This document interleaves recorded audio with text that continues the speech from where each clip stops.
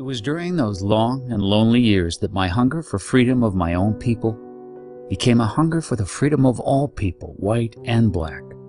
I knew as well as I knew anything that the oppressor must be liberated just as surely as the oppressed. A man who takes away another man's freedom is a prisoner of hatred. He is locked behind the bars of prejudice and narrow-mindedness. I am not truly free if I am taking away someone else's freedom just as surely as I am not free when my freedom is taken away from me. The oppressed and the oppressor alike are robbed of their humanity. Nelson Mandela. Compassion is freedom no matter where you are. Great people like Nelson Mandela have found freedom within physical prisons they could not escape. They were able to cultivate compassionate love for those who imprisoned them, even while still incarcerated. They found a circle of self-compassion within the small dark space of their prison. It's as if on the floor of their cell, they drew a circle of compassion in the dust and committed themselves to it. They took up the heart, and this became the center. This heart that is the true, quiet, present, peaceful awareness that we are. The feeling of being trapped invokes our instincts of survival. We think and tense, push, shove, and struggle, gritting our teeth. We want to be free, but trap ourselves in a web of our own making. In our humanness, we want something beyond just surviving. We want peace and happiness, which are the sisters and brothers of freedom.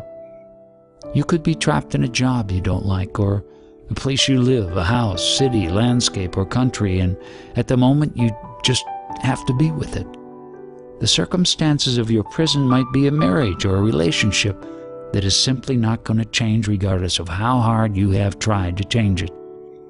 Perhaps you feel trapped in your body, unable to be free of constant pain or a physical disability, unable to get out of bed, go outside, or move about without a wheelchair.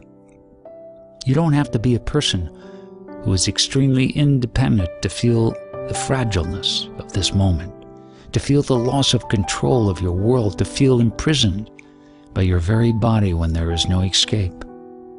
There are many circumstances in life in which you just can't walk out the cell door. You can't. And your feeling of limitation, being trapped, loss of control, helplessness, and powerlessness are sitting there inside of you all the time. Your victim feelings become very energized in all these stories, and you hate those feelings. You want to get rid of them. You want to be free of your suffering thoughts, and whatever you are trapped in seems to be the source of your suffering. But it is really your relationship to what you are trapped in and all the feelings that it engenders which have created your prison. Because we think so much, we tend to localize the experience of ourselves in our skull, and even the rest of our body becomes an object to us, which we view from this bony structure where the brain is. You, your presence, is not located in your skull nor trapped there.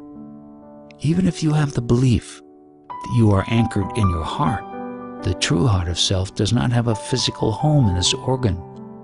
It's all around and through you as consciousness. Don't limit it. Adopt a new possibility that your personal circle is ultimately connected to everything, circles within circles, on into infinity. Just let it be possible. Let it be possible that your notion of God is not something separate, but that you are inseparable in part of a continuity of God, like a drop of water in the ocean. When that particle of water stirs, it ripples on into infinity. Draw a circle around you, either literally in the dirt or with your mind, or put a rope or string out to give you the feel of it. Put your attention in front of you, in back of you, to your left and to your right, above and below, and finally, and most importantly, behind you. Sensing the space behind immediately relaxes your eyes and allows them to give up focusing directly on what is in front of you. You are invoking your peripheral vision, which allows you to feel the space behind you. This is an aid to help you enter an expanded state of heightened awareness. Feel as if you are in a stalking mode, like a hunter stalking its prey, but you are stalking with love with compassion. You are sensing beyond the limits of your body. You are removing the limiting beliefs that who you are is this body. Through daily compassion for yourself, you are freeing the energies that have anchored you into that story. As the old charge dissipates, you can stop believing what you think within that story and let the story dissolve into the circle and enliven it with freed energies. Whether it's the story of the victim, the story of the warrior, the story of abuse, the story of accident, the story of poverty, or the story of prison, energies once trapped are now liberated. I don't know what the future holds for you or myself. Our bodies may suffer limitations that come to it through the soul's need to experience those limitations. No matter what difficulty or pain moves in your circle, the medicine of one is a path which invites you to meet your own pain in a new way.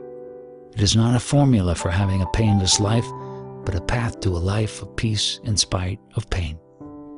The medicine of one uses the circle on many levels to help you step compassionately beyond defining yourself as your body, emotions, mind, or any other system that would separate the presence that you are into parts. Even the notions of spirit and soul. All these labels help us map things out so we can talk about this human experience and try to understand it. This circle is a way of describing your deepest self. Oneness is you as the circle. Compassion is you as that circle. It is a presence you can feel. The circle of you is there no matter where you are, even in extreme circumstances. Even if you are sitting in prison and cannot see the sky, you can become the sky. You can become spaciousness. You can be compassion to yourself, compassion to your fear, compassion to your hate, compassion to your rage, compassion to your grief. The circle is compassion. It begins as self-compassion and leads you back home to the center. This compassion is the way to freedom, no matter where you are.